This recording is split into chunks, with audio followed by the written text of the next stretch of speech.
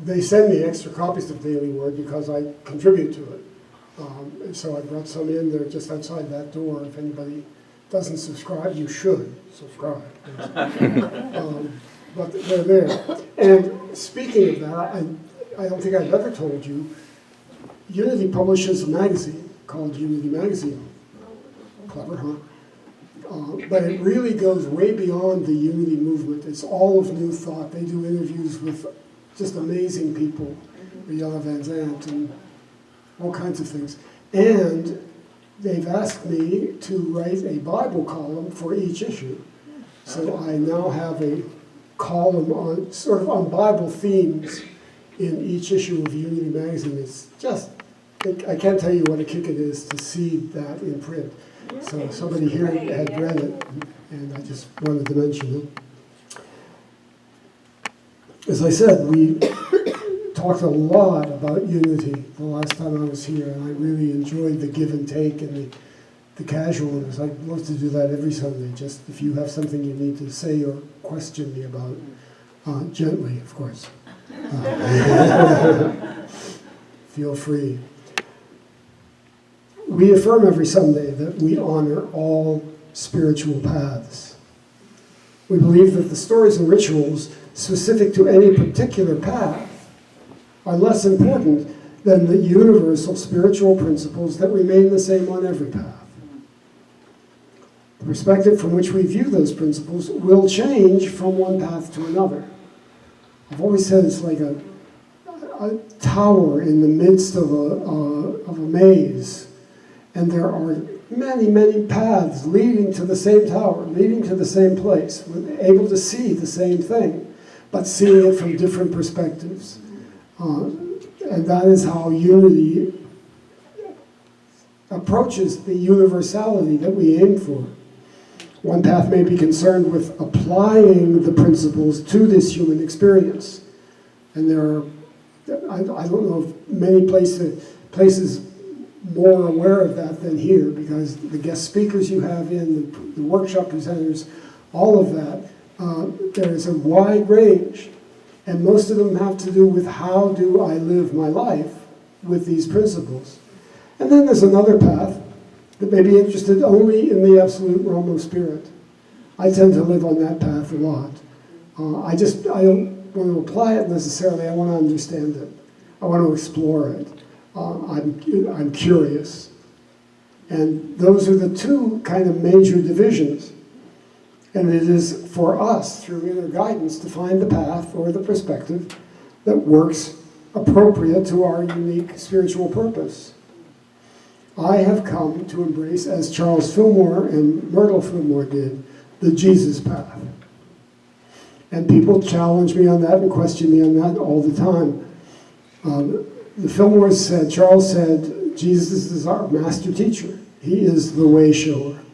He read widely in every religion. He spoke at the first World Parliament of Religions in Chicago in the late 19th century.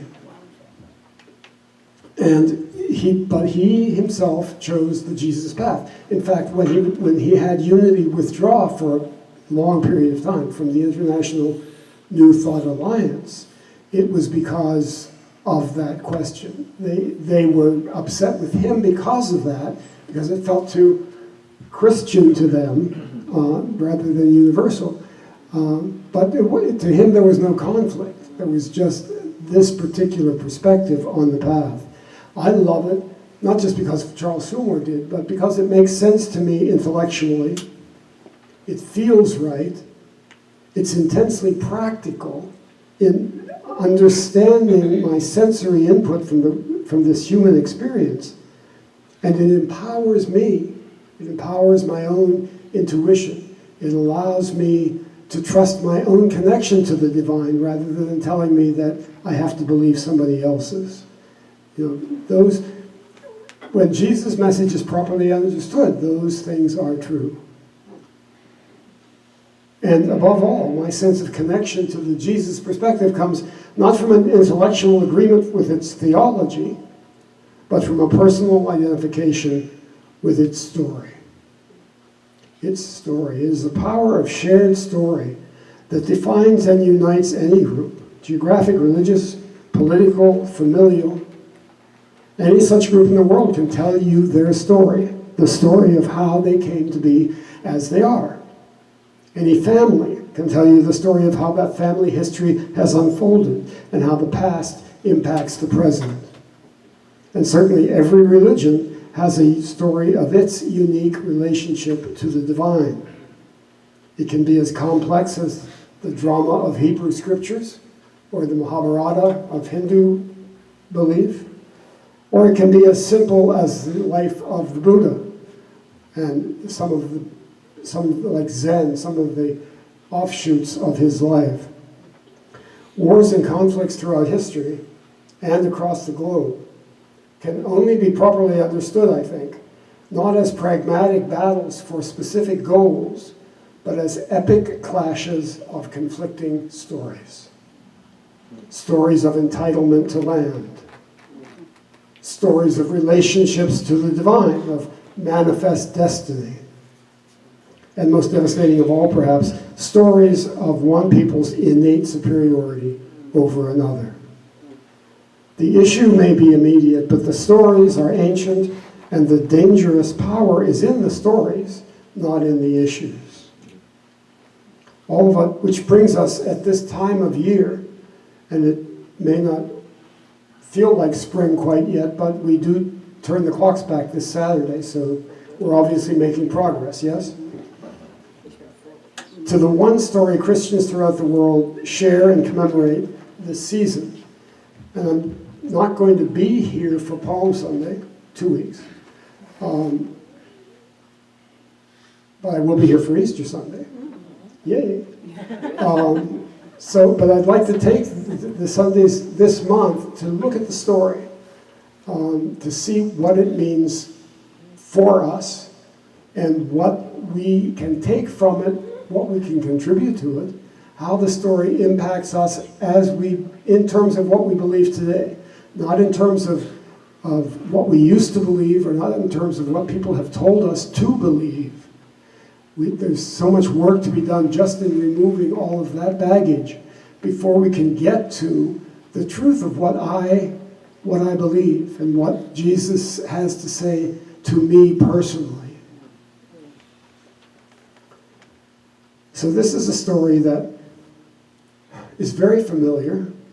It's a story that fundamentalists insist can only be seen and understood one way, their way. For many millions of people, this version of the story, and our choice is either to accept that version or literally to go to hell. Now, those are our options. Accept the story that we have told about this energy, or you're going to go to hell. Nice cop-out. There's no rational argument possible when the bottom line is you're going to hell for what you believe. So frustrating, because many of us have already been to hell, right? Been there, done that. And returned with an awareness that the prescribed version of the story, with its self-righteousness, its judgmental nature, its insistence on being the only story in the world of spiritual validity, was no longer comfortable. For a while, perhaps we blamed the story itself. We blamed its central personage, Jesus Christ. We especially, and most secretly, blamed ourselves. There must be something wrong with me because I don't feel related to Jesus in the way I'm told I should. And it was only when I released the way I was told I should that I was able to come to a really wonderful relationship with Jesus. We didn't know that there were other ways to tell the story, other ways to understand its meaning and its relevance.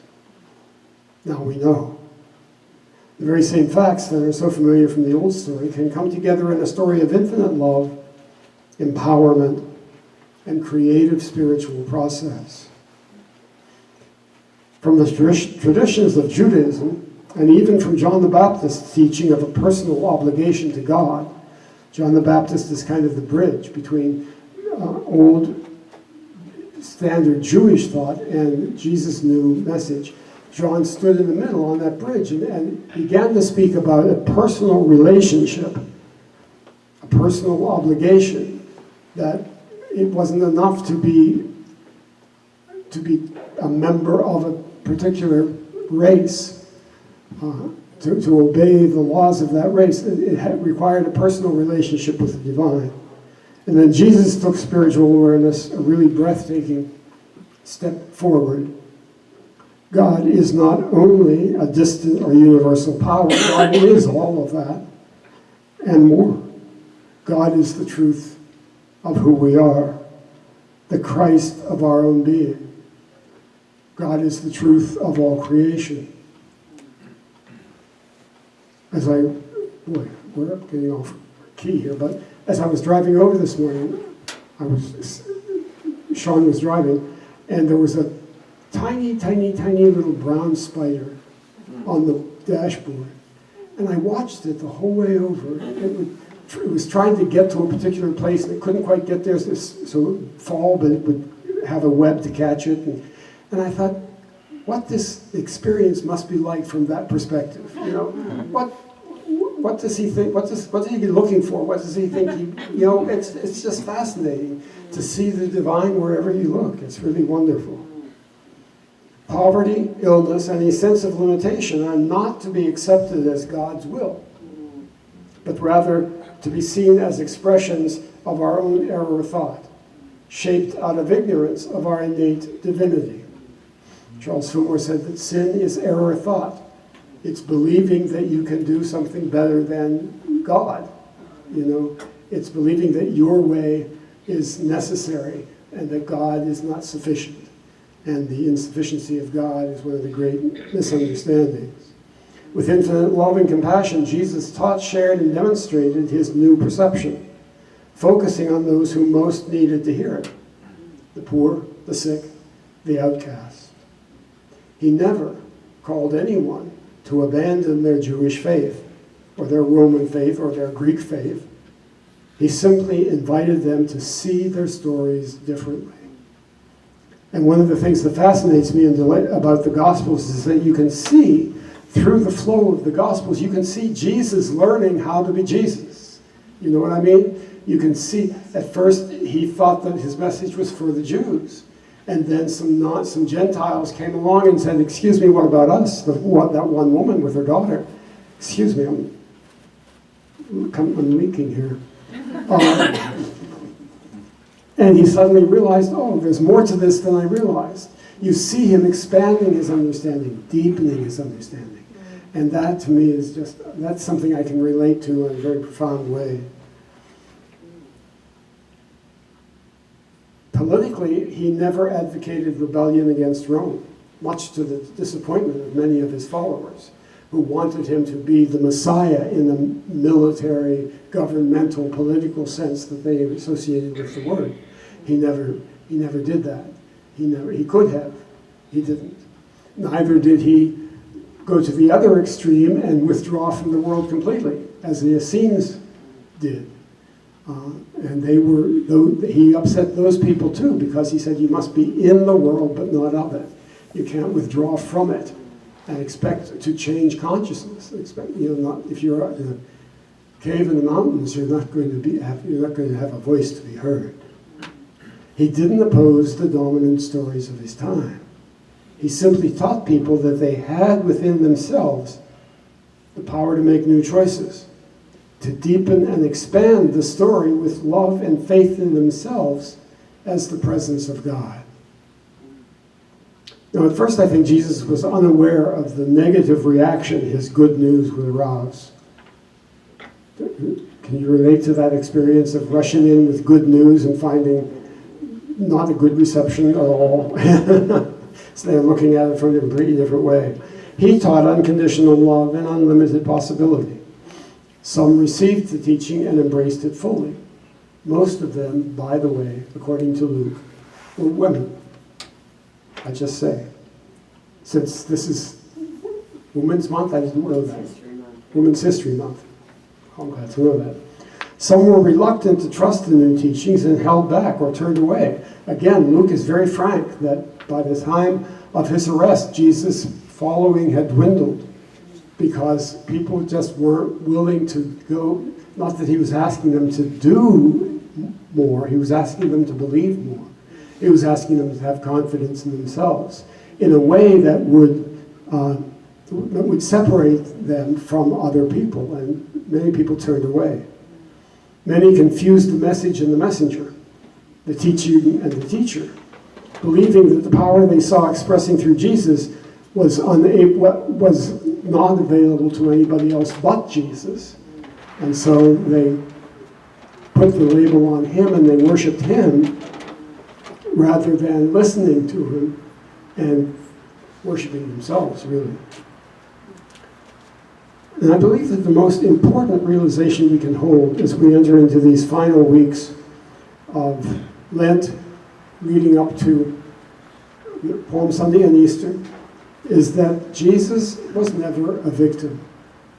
Keep that in mind anytime you come up against this story in any way. Jesus was never a victim. I wrote a long piece that was published in several different places once about this is years ago now, but about Mel Gibson's version of the Jesus story. And Jesus was almost a bit player. He was just there being beat upon and dragged and treated badly. And there was no sense that he had any dignity to himself. He must have driven him crazy, I think, drove him crazy. Jesus was never a victim. He chose to challenge his followers to re-examine or reject the four basic pillars of life at that time. Family, sacred to Jewish culture and society still today, of course. But Jesus warned that you might have to leave your mother and leave your brothers and leave your family behind to follow this, to hold to a belief that they don't agree with. Wealth, a measure of goodness, of God's favor to Pharisees and Sadducees alike. That was the simple yardstick of the time. If you were rich, you were in God's favor. If you were poor, God was angry with you and probably deserved to be. So there was a judgment built in terms of wealth. But to Jesus, wealth was not to be condemned, but it was a byproduct of spiritual commitment. It was never to be sought for itself. When he says it is harder for a rich man to enter the kingdom of heaven than for a camel to get through the eye of a needle, he means if your most important thing is the money you have, your possessions, like that young man who came to him but could not release his possessions, you can't get through with all of your stuff. You have to release and trust and move on your own. Status.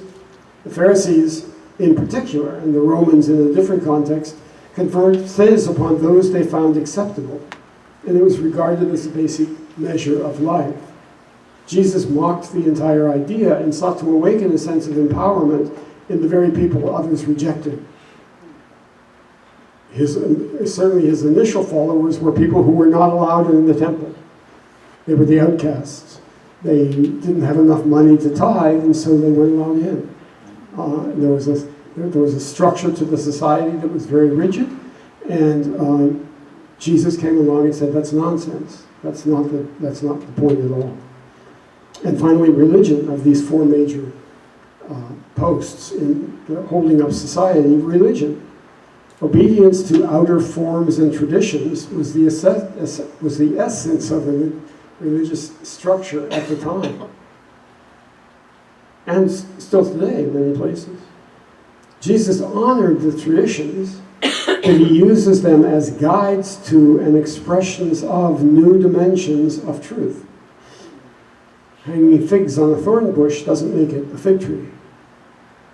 Doing the right observances without having the right consciousness doesn't change anything. If we truly are, it is who we truly are that matters. Where your heart is, there will your treasure be also. Where your heart is, There will your treasure be. You did such a beautiful job with that this morning. You put me in mind of heart math, which I've been following for decades now. But that realization that the heart is so much more than the organ that pumps blood. It is symbolically, at least, it is the center of our spiritual connection. It's that upper room. Jesus said, go to your upper room, and there's the upper room. When you're centered in your heart, you see everything from a different perspective. He chose to create a deliberate and emotional entrance into Jerusalem at the most dramatic possible moment. So he wasn't sure how his ministry would end. He really didn't know. He got a huge idea, and now this is me talking, because it's my understanding of Jesus. The decisive factor for him happened in front of the tomb of Lazarus, his close friend, who had just died, and who Jesus was, of course, to bring back from the dead. But he stood there, and everybody around him was saying, what a shame, if you had been here, you know. I'm just saying, if you had been here, he'd probably still be alive.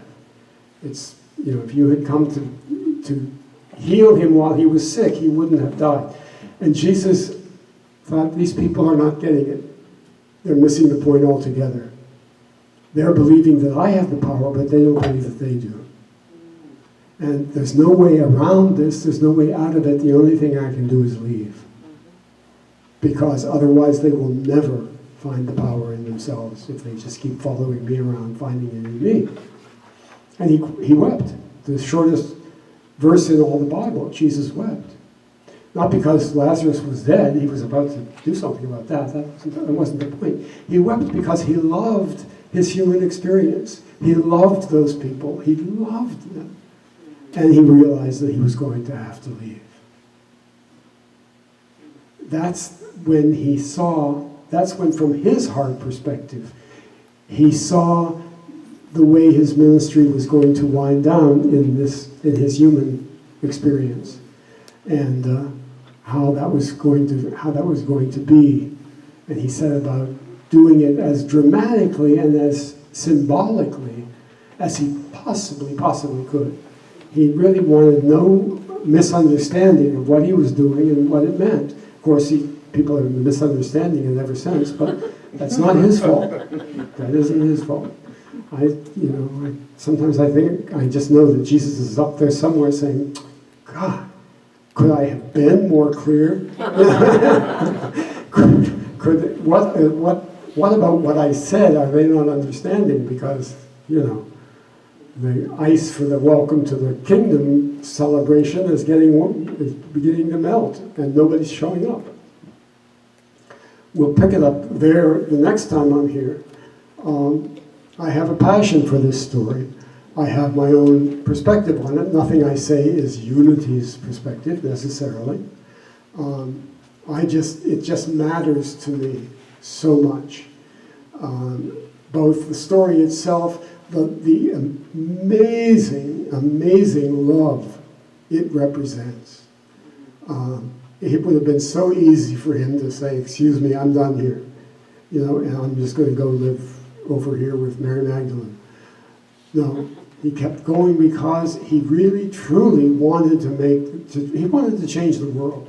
He wanted to change the world. And he realized that the only way he could even hope to do that was if he left the world. And so with that awareness, he set about moving toward Palm Sunday, well, what we celebrate as Palm Sunday. And we'll take it up from there, I hope. I hope you can see the tie-in to what I was talking about 2 weeks ago, because this story mattered so much to the Fillmores that they built Unity on it. Unity is based on these principles. These are universal principles. But Unity's understanding of these principles, Unity's perception of these principles, is based on Jesus Christ as the master teacher of all time. And that is something that defines Unity, sets it apart from other new thought centers like religious science, where the emphasis is more strictly on the principles. Charles loved the drama and the story. Charles loved music. He would have a service like this and just never get around to talking. He'd just keep the musicians going on and on and on because he loved music. He found that to be expressive. So, unity and Jesus. Quite a combination. And I hope that is of some interest to you, and we'll continue the story when I'm next year. Blessings. Can I ask a question? Absolutely. A couple things.